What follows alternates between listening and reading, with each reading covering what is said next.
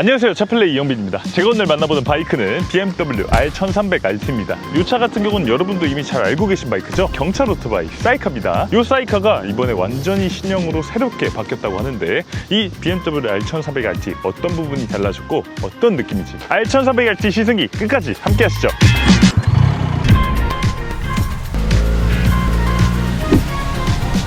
일단은 디자인부터 한번 보도록 할게요. 디자인 같은 경우를 지금 살펴보면 아재스러운 느낌을 많이 벗었다고 해야 될까요? 기존 같은 경우는 이 1200RT, 1250RT 모든 이 RT 디자인의 특징은 둥글둥글한 유선형의 디자인, 이런 것들을 많이 강조하는 그런 느낌이었는데, 이번 1300RT 같은 경우는 이 모든 부분, 이 디자인 요소들이 굉장히 각지고 날카로운 디자인으로 바뀌었습니다. 이 주간주행 등의 디자인 자체가 이런 식으로 각진 디자인을 양쪽으로 해놓고 있는데, 이런 것들도 S1000RR에서 영감을 받은 그런 디자인처럼 돼 있어서 굉장히 강력하게 잘 달리는 느낌을 주고 있고, 그리고 이 안쪽으로 실제로 공기가 통하는 이런 구멍을 만들어놔서 공기 역학적으로도 좋은 성능을 내도록 만들어진 걸 볼 수 있어요. 그러면서 이 램프가 이 가운데 중앙 부분으로 쭉 모아지는 이런 디자인을 갖추고 있다 보니까 이 앞쪽으로 쫙 뻗쳐있는 이런 쐐기형 디자인을 갖추고 있는 것도 볼 수 있네요. 야, 이런 것들도 멋지고, 그리고 지금 헤드램프 같은 경우도 이런 식으로, 야, 이거 보세요. BMW 자동차에 들어가는 그런 헤드램프들 지금 실제로 적용해놨습니다. 그래서 지금 보면 픽셀 LED거든요. 픽셀들이 다 나눠져 있고, 실제로 이 야간에 주행을 할 때 앞부분을 충분히 밝게 비춰주면서도 성능이 좋도록 이렇게 만들어 놓은 것도 아주 멋지네요. 그리고 지금 윈드실드 같은 경우도 이렇게 각지게 만들어 놓고, 지금 이 사이드 미러까지도 이런 식으로 각지게 딱딱딱딱 처리를 해놔서, 와, 예전에 그 아재스러운 느낌이 하나도 없다. 이 차는 너무 세련되지고 너무 날카로워지고 뭔가 젊은 느낌으로 디자인이 바뀌었기 때문에, 그래서 저는 사고 싶다라는 생각이 드는 RT는 이번이 처음인 것 같아요. 자, 그리고 전면에선 이런 것도 됩니다. 전동으로 올라가게 되죠. 이런 윈드실드 갖추고 있어서 여러분들이 바람을 좀 피하고 싶을 때는 이런 식으로 전동으로 주행 중에도 언제나 이 윈드실드를 올려서 사용하시면 되고요. 내가 지금 오늘처럼 너무 더운 날씨, 이런 날씨에 좀 바람을 맞으면서 내가 좀 몸의 온도를 식히고 싶다라고 하시는 분들은 이렇게 윈드실드를 내려서 주행을 하시면 될 것 같네요. 자, 이제 측면으로 넘어가 보도록 하겠습니다. 와, 일단 측면에서 꼭 말씀드리고 싶은 부분은 바로 이 팬더죠. 이런 식으로 양쪽에 가변형 팬더가 장착되어 있습니다. 오늘같이 더운 여름날에는 남자들은 아시잖아요. 거기에 이 땀이 차지 않도록 이런 식으로 바람이 통하게 할 수도 있고요. 어제처럼 뭐 비가 많이 오는 날이나 겨울이라든지 이렇게 악천후 상황에서는 이런 식으로 이 바람이 통하지 않도록 하는, 체온을 좀 따뜻하게 유지할 수 있는 그런 기능을 갖춘 이런 가변형 팬더가 장착된 것도 이 RT의 시그니처이자 특징이라고 할 수 있죠. 자, 그리고 이 측면에서 보이는, BMW 하면 바로 이거죠. 순행식 박스 엔진이 장착되어 있습니다. 이 배기량이 50cc 더 커지면서 최고 출력은 145마력까지 올라갔다고 하는데, 그런데 지금 박스 엔진의 이 마감 자체가 다크하게 마감을 해놓고 있는데 하나하나 굉장히 신경을 썼다는 그런 생각이 듭니다. 자, 저희가 시승하고 있는 모델은 트리플 블랙 컬러입니다. 그래서 지금 블랙 컬러 같은 경우를 이렇게 세 가지로 나눠서 적용을 해놓은 이런 트리플 블랙 컬러인데, 알파인 화이트 컬러도 국내에 들어와요. 그래서 하얀색과 검은색 중에 여러분들이 선택하시면 되는데, 이 하얀색 알파인 화이트 컬러 같은 경우는 이 사이카 같은 느낌이 많이 들기 때문에 여러분들이 사이카의 느낌을 좀 내고 싶다 하시는 분들은 이 하얀색 선택하시면 될 것 같고요. 나는 조금 더 세련되게 타고 싶다, 도심적으로 타고 싶다 라고 하시는 분들은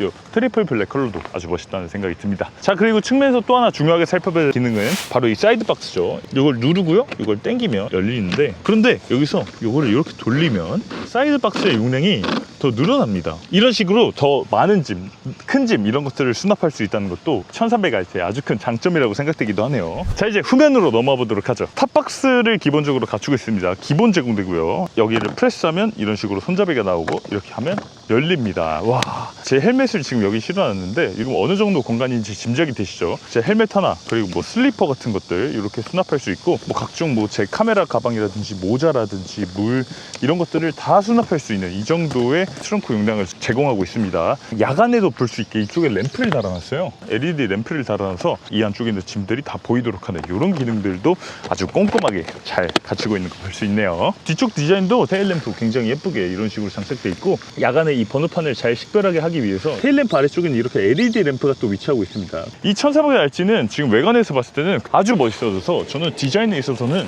굉장히 마음에 드네요. 자, 그리고 키가 185cm인 제가 이 1400RT에 앉아봤을 때는 이 정도 포지션이 나옵니다. 대략 835mm 정도 되는 시트고를 갖추고 있어요. 그러면서 지금 이 바이크에는 이런 것도 제공이 됩니다. 이 핸드폰하고 바이크하고 연결이 됩니다. 그래서 이런 식으로 노래를 틀 수 있어요.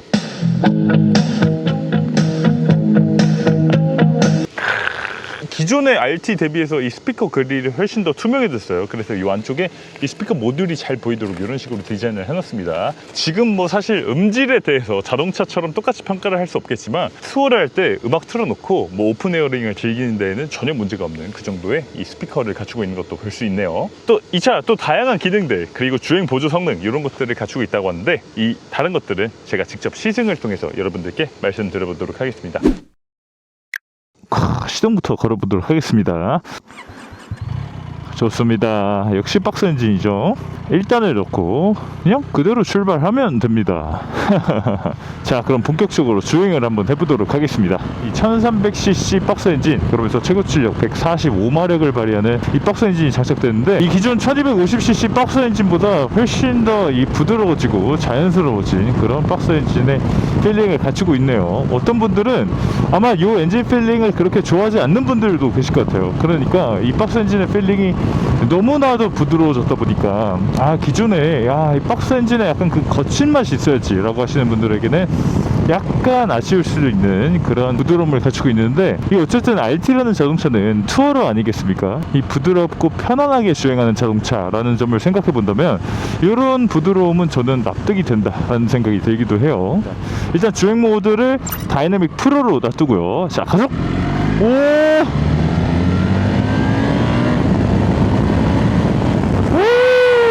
미쳤는데요?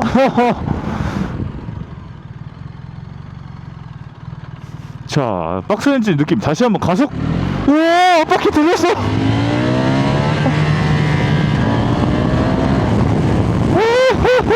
일단은 이 출력에 대해서는 진짜 뭐 두말할 나위가 없죠. 엄청난 가속력을 보여주고 있어요. 일단 이 엔진의 필링이 제가 굉장히 많이 부드러워졌다라고 생각을 했는데, 실제로 한번 본격적으로 딱 스로틀을 당겨 보니까 알바끼가 살짝쿵 들릴 정도로 이 어마어마한 가속력을 보여주고 있습니다. 이 운전자로 하여금 정말 더할 나위 없는 그 짜릿함을 느끼게 하는 그 기분 좋은 박스 엔진이 똑같이 장착되어 있는 걸 볼 수 있네요.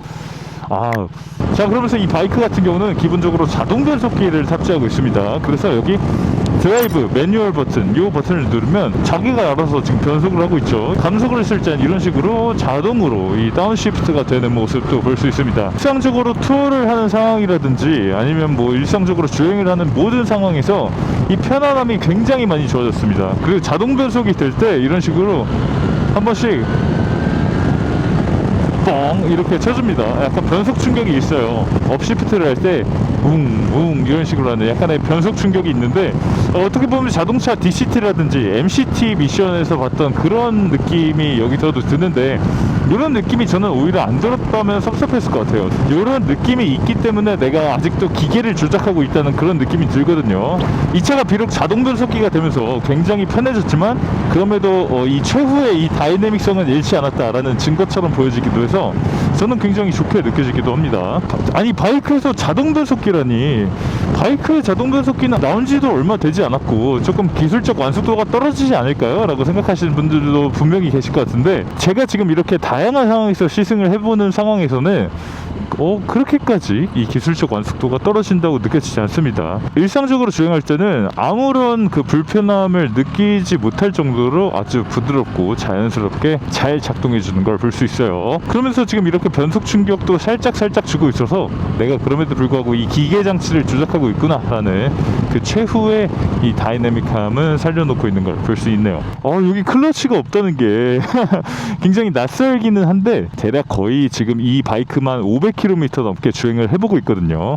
그런데 이 주행을 해보면서 느끼는 점은 내가 이거 다시 시승 바이크를 반납하고 어떻게 내 바이크로 돌아가지? 라고 생각이 들 정도로 너무나 편안하고 이 주행의 스트레스를 극단적으로 낮춰준다는 점에서 아주 큰 장점이 있다고 느껴지기도 합니다. 사실 이 기계를 조작하는 재미 때문에 저희가 이 매뉴얼 바이크를 사고 있는 것임에도 불구하고 이 편안함을 맛보게 되면 이전으로 돌아간다는 게 굉장히 두렵습니다. 특히 우리가 일상적으로 많이 주행하는 주행하는 도로는 가다수다를 반복해야 되는 그런 서울 시내 이런 경우가 훨씬 더 많잖아요. 정체 구간도 지나가야 됩니다. 그리고 심지어 우리가 이렇게 주말에 투어를 갈 때도 가다수다 신호를 받고 이런 상황이 많이 발생하게 되는데, 이런 상황에서도 아주 극단적인 편안함을 제공해 준다는 점에서 ASA라고 부르는 이 BMW의 자동 변속기는 꼭 필요했던 기능, 그러면서도 아주 혁신적인 기능으로 생각되기도 합니다. 확실히 이런 식으로 이 첨단 기능을 기술을 개발하고 바이크에 실제로 적용하고 이런 것들은 이 BMW나 혼다 같은 완성차 메이커를 가지고 있는 이런 브랜드들이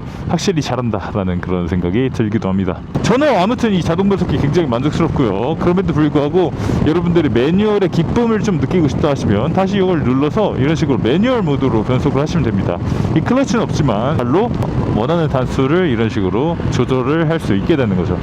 자, 그리고 지금 BMW R1300RT는 지금 승차감도 굉장히 편안합니다. 기본적으로 BMW의 이 텔레레버 전륜 서스펜션이 적용됐죠. 텔레레버라는 건 여러분들 잘 아시겠지만 일반적인 오토바이는 이 앞에 포크가 조향과 충격 흡수라는 이 두 가지 역할을 수행을 해야 됐습니다. 그러다 보니까 전륜에서 이 핸들바를 통해서 이 충격이 많이 흡수된다는 그런 문제가 있었는데, BMW는 요거를 나눴어요. 그러니까 이 앞에 포크 같은 경우는 오로지 조향을 하는 데만 집중을 하고 충격을 흡수하는 댐퍼, 이 쇼크 흡수구는 별도로 장착을 해놨습니다. 그게 바로 BMW의 텔레레버 서스펜션인데, 일단 기본적으로 그 텔레레버 서스펜션이 1300RT에도 똑같이 전륜에 적용이 돼 있습니다. 그러다 보니까 기본적으로 충격 흡수가 꽤 잘 되는, 그래서 이 핸들, 이 손의 피로가 거의 느껴지지 않는 서스펜션 구조를 갖추고 있고 훌륭한 승차감을 보여주고 있고요. 기본적으로 또 가변 댐퍼가 적용이 돼 있습니다. 그래서 이 로드 모드라든지 레인 모드에서는 기본적으로 부드러운 서스펜션 감쇄력을 보여주고요. 그래서 이런 식으로 요철을 넘을 때도 아주 부드럽게 넘어주는, 뭐 매눌 뚜껑이라든지 과속방 시터, 아니면 지금 이런 매눌 뚜껑 이런 것들을 넘어갈 때도 아주 부드럽게 충격을 흡수해주는 그런 모습을 보여주고 있고요.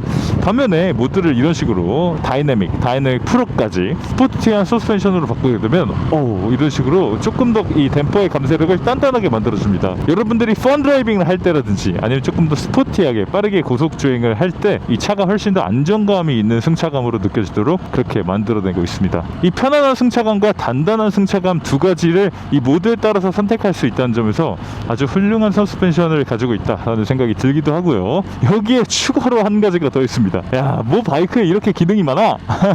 이 다이내믹이나 다이내믹 프로 모드 같은 경우는 이 뒤쪽에 있는 서스펜션을 조금 더 올려주는 다이내믹 셰시 어댑션이라는 기능을 갖추고 있어요. 뒤쪽에 댐퍼 유압식 댐퍼인데 이 댐퍼의 길이를 조금 더 늘리는 거예요. 그래서 내가 고속으로 주행할 때는 차체를 이런 식으로 더 들어주는 겁니다. 그래서 실제로 고속 주행이라든지 스포티한 주행을 할 때 훨씬 더 안정감이 있도록 만들어주는 그런 기능도 여기 적용이 됐습니다. 다이내믹 모드, 다이내믹 프로 모드에서는 적용이 되고요. 저속에서는 자동으로 이 서스펜션 높이가 낮아지게 됩니다. 자, 그리고 정말 기능이 많은 바이크죠. 이런 식으로 이 버튼을 이 왼쪽으로 ON 하게 되면 이 어댑티브 크루즈가 켜집니다. 그래서 이 버튼을 그 다음에 누르면 이런 식으로 작동이 돼요. 50km에 맞춰놓고 어댑티브 크루즈를 한번 작동시켜 보도록 하죠.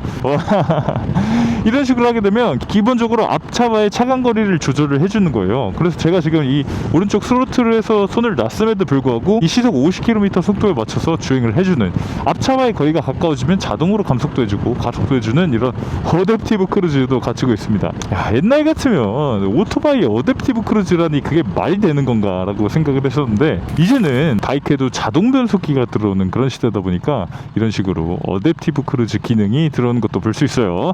제가 꽤 긴 거리, 지금 강원도까지 왔다 갔다 하면서 꽤 긴 거리를 시승을 해보고 이 다양하게 어댑티브 크루즈도 체험을 해보고 해봤는데, 이 어댑티브 크루즈에서 정말 놀라웠던 점은 이 어댑티브 크루즈가 생각보다 굉장히 부드럽다는 거였어요. 우리가 자동차에서 정말 기능이 뛰어난 그런 어댑티브 크루즈를 썼을 때 이 가속과 감속이 소위 말하는 분킥이 아니라 부드럽게 가속해지고 부드럽게 감속해주는 그런 좋은 어댑티브 크루즈들을 갖춘 자동차들이 있잖아요. 그런 자동차를 탔을 때처럼 이 바이크가 아주 부드럽게 가속과 감속을 해줘서 제가 느끼기에는 전혀 이질감이 없고 굉장히 실생활 영역에서 많이 쓸 법한 그런 어댑티브 크루즈가 장착되어 있는 것도 알 수 있었어요.